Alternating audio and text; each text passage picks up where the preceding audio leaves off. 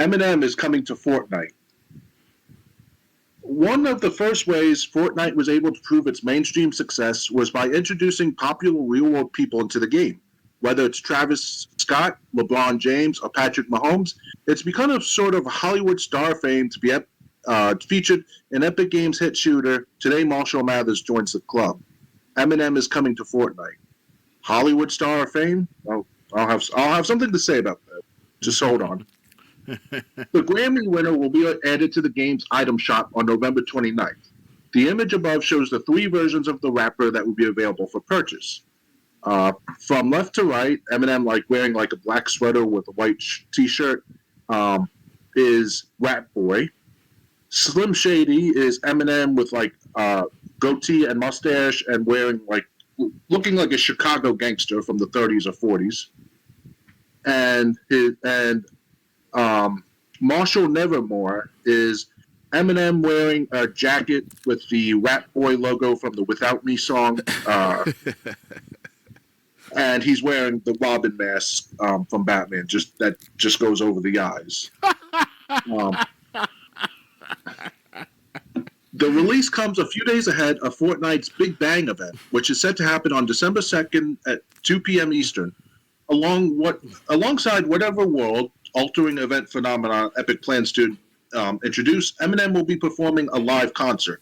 Attendees will receive the Big Bang loading screen featured in the head of this article.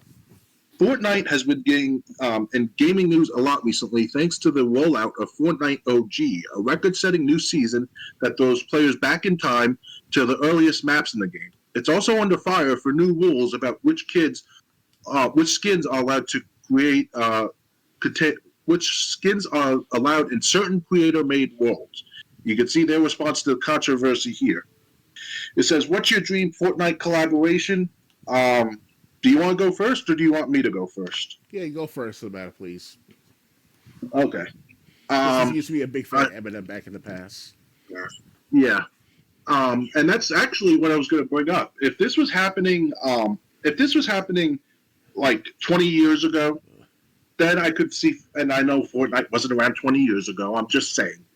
If Eminem was as popular now as he was 20 years ago, I'm talking the Eminem Show, 8 Mile, and the Encore era, then I could understand it. Now this is just like when WCW in the late 90s would hire any wrestler that happened to wrestle on WWF Superstars in a squash match, just trying to get some of that notoriety. That's what I feel like Fortnite's doing. Yeah. They buy all sorts of IPs. I did a little research on Eminem's album sales from beginning to end. Do you know the last 2 CDs to hit over 10 million sales, what his last 2 CDs were? Really?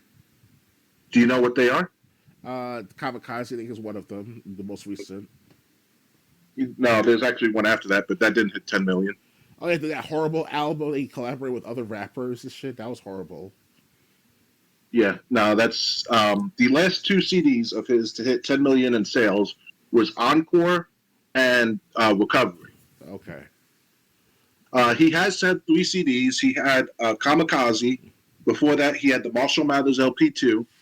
And just recently, or his most recent album in 2020 was, I think, Music is Murder or something. Mm-hmm. And none of them have hit 10 million. And you're probably wondering, well, why is 10 million benchmark, not 1 million? Because that's what's when he released the Slim Shady LP, the first Marshall Mathers LP, the Eminem Show, the Encore, it was he was hitting that 10 million mark like it was nothing, like it was a low bar for him. That's why I'm saying, but like Kamikaze and like the Marshall Mathers LP, they sold awful. I don't even think they hit 1 million. Mm-hmm. So at his latest CD, the one in 2020, did hit just 1 million in the U.S. But like I'm saying, this is you're not getting 2005 or 2003 or 2007 Eminem here.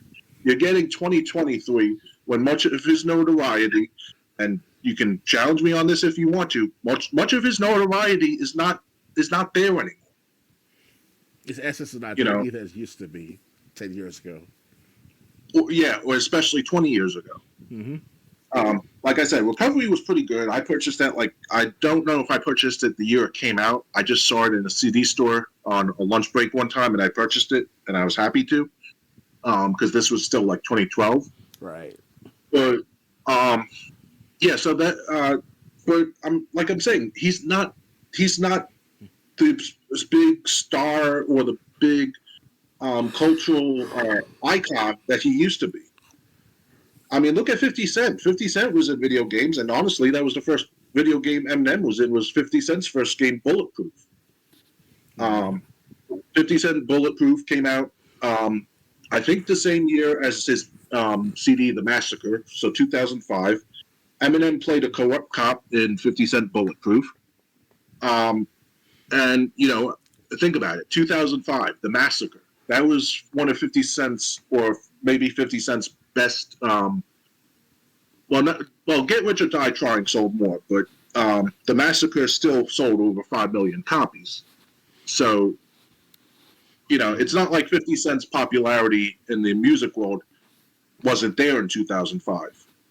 But then by the time 50 Cent Blood on the Sand came out, they weren't banking on his notoriety, because I think his last CD was 50 Cent CD was Curtis, which was like I think after the Massacre in 2007. I see. Now, Blood on the Sand, despite its story, because they didn't like the crystallized skull being 50 Cent trying to get it back because it was worth a lot of money. But despite the story or how you felt about the gameplay, it was a good game. It was a fun game. I had fun playing all the way through it. Bulletproof, on the other hand, the hit detection with the bullets was a real problem.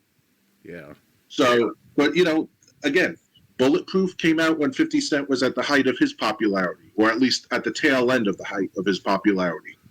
But Eminem's not, Eminem's been more or less obscure. I mean, he hasn't released a CD in 3 years, so. And also the fact that he was anti-Trump, that also kind of helped him out at first, but it got rid of some of his essential fans, like you, for example, Triple J. Like, Yeah. you used to look up to Eminem like he's the best rapper ever of his time, and I agree with you. He's one of the best rappers of in rap in history, if ever. It sucks that you like gave up on him after he fucked up on fucking around with Trump and all. As far as like degrade and try to degrade Trump through his raps and all, which is kind of like I mean, Ice Cube did the same with Donald Trump as well with Arrest the President track album. Or track on iTunes and all. I listened to the other how many times so far, and it sounds like it's a political message, but most raps can be political at times, so it's whatever.